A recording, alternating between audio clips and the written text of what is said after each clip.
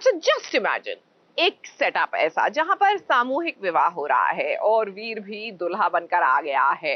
अच्छा टेक्निकली वीर की शादी होनी है माही के साथ, एटलीस्ट ऑन पेपर, और वीर के घर वालों ने माही के लिए जो साड़ी भेजी है देवी माँ का आशीर्वाद लेकर वो पहुंच जाती है राधिका के पास। अब अननोइंगली पुअर राधिका वो पहनकर आ जाती है। ओहो, उसके बाद लक्ष्मी निवास में जो कलेश होगा, जो कलेश होगा, होगा क्या, हो रहा है।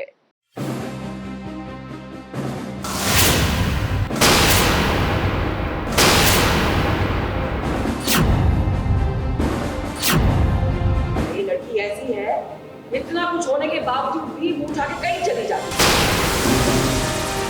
हर बार किसी ना किसी बहाने से वीर की शादी में टांग अड़ाने आ जाती है। अभी उतारो इस माता रानी की शगुन की साड़ी को। ये पवित्र साड़ी है, तुम इसे नहीं पहन सकती हो। माता रानी का आशीर्वाद जिस तक पहुंचना था, शायद यही माता रानी की इच्छा थी और आदेश। फिर जिसका डर था वही हुआ। वीर की माँ को यही डर सता रहा था कि राधिका अगर वीर की दुल्हन बन गई तब उसका क्या होगा। अब मम्मी जी को कोई ये बता दे कि जोड़ियाँ ऊपर से बनकर आती हैं। अगर भगवान ने वीर के लिए राधिका को चुना है तो उसमें आप कुछ कर ही नहीं सकती हैं। राधिका के पास साड़ी का आना ये माता रानी का आशीर्वाद है। कहीं न कहीं वीर का दिल ये जानता था कि राधिका उसकी जरूर होगी। राधिका से रिलेटेड कुछ भी होता है तो वीर की आंखें चमक जाती हैं, उसके मन में सारे लड्डू फूट जाते हैं सारे।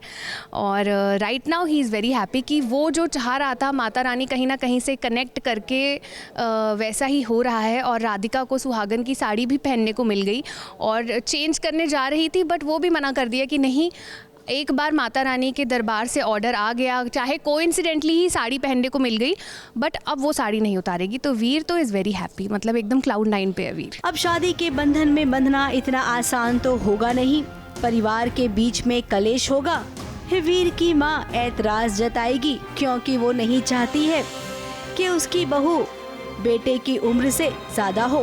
फिर इसी के साथ ताने बाने का खेल भी शुरू हुआ। ये लड़की ऐसी है, इतना कुछ होने के बावजूद भी मुंह उठा के कहीं चली जाती है। हर बार किसी ना किसी बहाने से वीर की शादी में टांग अड़ाने आ जाती है। आप लोग हर बार कोई ना कोई बहाना ढूंढ लेते हो मेरी दी का अपमान करने का, और वो चुपचाप हमेशा सुन लेती है, कभी सामने से कुछ नहीं बोलती क्योंकि बड़ों की इज्जत करती है। लेकिन इसका मतलब ये नहीं आप कुछ भी बोलते जाओगे, हर चीज की एक लिमिट होती है। बिना पूरी बात जाने आप उनको कैसे ब्लेम कर सकते हो। राधिका पे तो बस आरोप पे आरोप ही लग रहे हैं बेचारी। कोई मनहूस कह देता है, अपशकुन कहते हैं, बहुत ही आरोप पे आरोप लग रहे हैं। और अब एक और आरोप लग चुका है उस पे कि उसने जो साड़ी जो वो पहन कर आई है वो कोइंसिडेंटली सुहागनों की जो साड़ी होती है वो पहन कर आ गई है।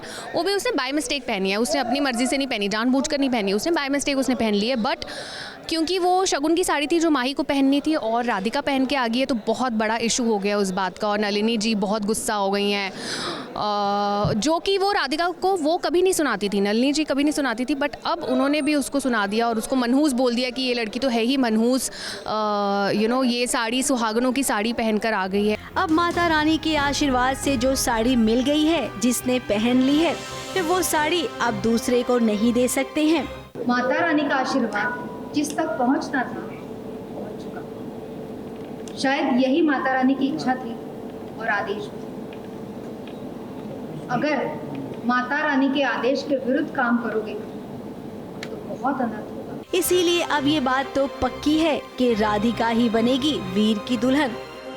मुंबई से विशाल शर्मा के साथ एबीपी न्यूज रिपोर्ट।